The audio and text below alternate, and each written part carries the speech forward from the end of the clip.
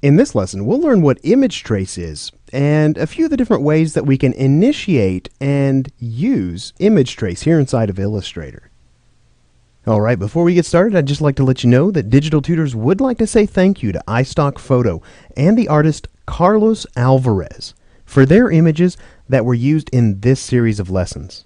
You can access these same images and thousands of others by accessing your exclusive Digital Tutors iStock discount at the following site.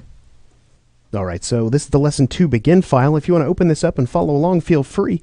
Now in this file, I have placed a simple JPEG image, and we can see that up here in the control panel with the image selected, that I have a linked file, and this is the file name. And you'll actually find that file over in the referenced files folder of your project files. So this file is actually not living inside this Illustrator document, rather it is a link to that file. But let's just take a look at this file for just a moment. If you want to zoom in on this with me, you can see here that this particular file is very low resolution. It actually has kind of that stair-stepping pixel feel to it.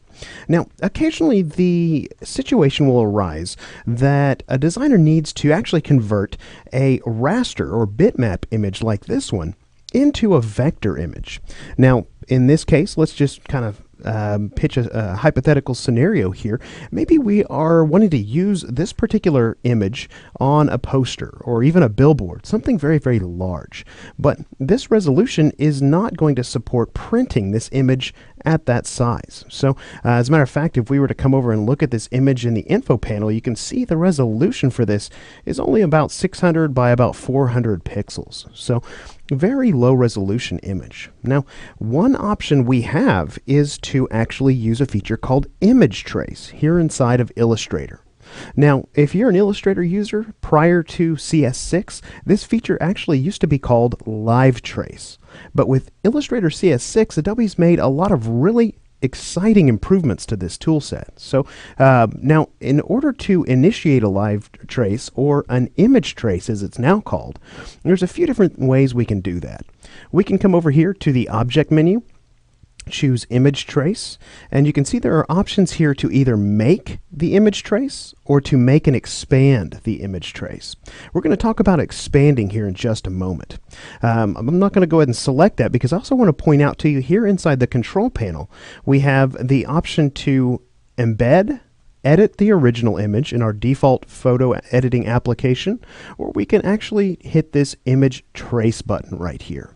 Now, if we were to click on that, we're going to see a preview of exactly what this image looks like using the default image trace preset. Now, we're going to look at those presets here in just a moment. As a matter of fact, let me just undo this here, because you may have noticed there's this little white arrow button next to the image trace button. If we go ahead and click on that, you can see that there are a number of different presets that are available to us. Things like high and low fidelity photo, 3 colors, 6 colors, 16 colors, so on and so forth here. So a number of different presets, and we're going to explore those here in just a moment. But for right now, let me go ahead and click on that image trace button again, just like we did a moment ago, because I want to show you that up here in the control panel, some of the options have changed for us. Now, you may have noticed that we have here the option to expand the image trace, just like we saw a moment ago. We also have the option to view this image trace a little bit differently. By default, we're set to the tracing result, which is what you see here. But we could actually come in here and choose, say, tracing result with outlines. And if I zoom in on this image here, you can see here there's kind of this faint cyan colored outline around each of the shapes here. So what image trace does is it looks at the information in the raster image that we're using it on, and it tries to convert that information to vector shapes. Now, it can do that in a number of different ways, and we're going to take a look at those settings here. But if we come over here to the left, you can see again we have our preset, and it is set to default right there. But we also have this little button right here. This is going to open the image trace panel.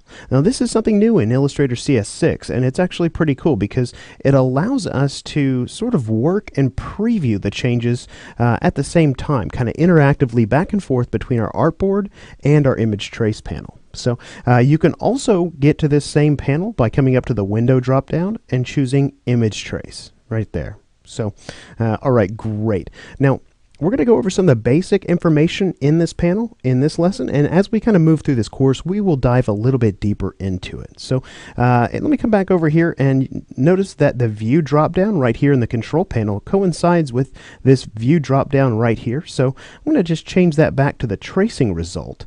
But you can see there are other options there to just view the outlines and the source image, or just the source image. Now, what I like to do is I'll typically leave that on tracing result, and if I ever want to glance at the original source image, all I need to do is click and hold on this little eyeball button right here. And you can see here that as long as I'm clicking and holding on that, we get the source image previewed on our artboard. Now, kind of up here at the top, you're going to see a number of different buttons here. These are referred to as the default presets here inside of Illustrator for image trace. So you can see here that if we mouse over them, we'll get a little tooltip. You can see we have things like auto color. This one next to it is going to be for high color. There's low color, grayscale, black and white, and outlines. And each one of these is going to give us a little bit different result over here. So let me just go ahead and click through these here. We'll go ahead and click on the auto color, click on the high color, the low color, the grayscale, the black and white, and the outlines.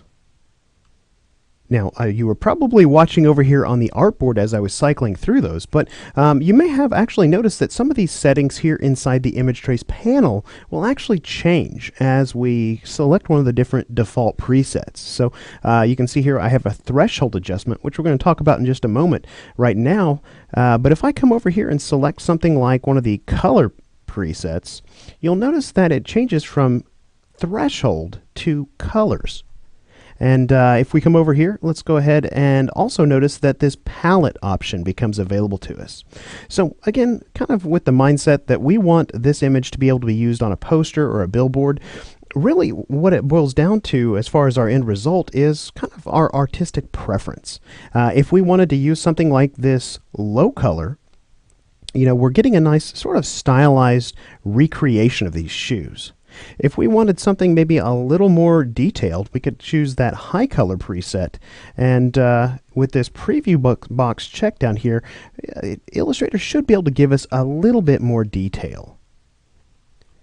Now, obviously, there's all different types of raster images. We could be dealing with a logo, we could be dealing with a sketch, we could be dealing with a full color illustration, or even a photograph off our digital camera that's very, very high resolution. So Adobe realizes that these presets aren't really going to be enough to start with here. So we do have a number of additional presets that are available to us.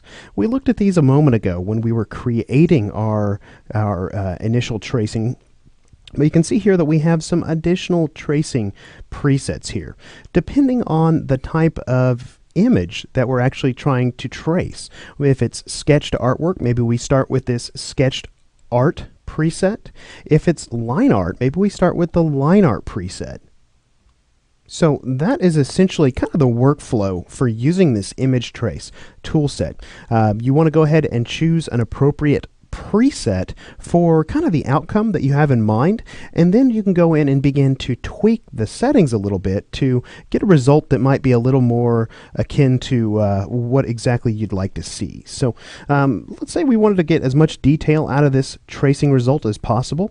So right now we've got the high color preset selected. Under palette, we're going to leave this set to full tone. We'll actually dig into this in a little bit more detail in a later lesson, but you see here we have this colors slider. If we were going to really want as much detail as possible, we could ramp that up to use even more colors than the default here, and you should see a little bit more detail. Now we could always kind of ramp that down if we wanted less colors here, and things are going to start to smooth out. Some of those colors or details are going to start to disappear. Now, if we were using, say, maybe a grayscale version of this image, go ahead and click on that grayscale preset.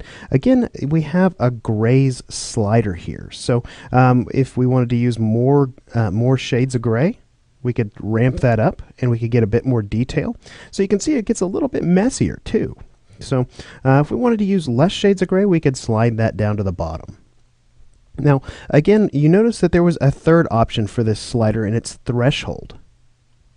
Now this threshold slider essentially just specifies where black and white are in our image. So you can see here we have a less and we have a more option. So if we were to slide this over towards more, you're going to see we end up with more black in the image. It almost gets to the point where it's unrecognizable. Maybe we have a little bit too much black. We want to kind of rein that back a little bit. Maybe we can slide that a little bit more towards less. Now this threshold slider is extremely useful when you're sketching something that's, or rather when you're tracing something that's hand-drawn or sketched. So we'll take a look at that again in an upcoming lesson, but to close this lesson out, down at the bottom you see just some information about what's being created here. I'm going to go back to my high color and use lots of colors here. You can see that Illustrator is going to generate 1221 paths, this many anchor points, and it's using this many different colors to create this result that we have over here on the right. Now again, if we came over here and switched over to our outline view, you can see all the different shapes that Illustrator is creating to come up with this result. Now we can't actually edit these shapes right now. We are still in sort of a preview mode for our image trace. Now we could certainly save this file like this and keep this as our traced result. But if maybe say we wanted to come in here and begin to edit the color of some of these shapes, we would need to do what's known as expanding our live trace or our image trace here. So we can do that by clicking on this expand button right here. And you can see here that Illustrator now has shapes that we can come in and once we've ungrouped them, we can begin to edit. So let me just come over here and deselect. There we go. So you can see here I can come in and I can actually select these individual shapes that make up this tracing result. So now let's say that we decided, well, maybe we don't want to actually perform that image trace. Let me undo back so that we don't have the expanded version, because we can always tell Illustrator that we want to release this image trace. And we do that by coming up here to Object, Image Trace, and choose Release. And you can see we're back to our original raster image here. So this has been kind of an overview of the image trace process. We're going to dive a little bit deeper into this in the upcoming lessons. And we'll go ahead and start that process in the next lesson where we look at turning a photo into a painting.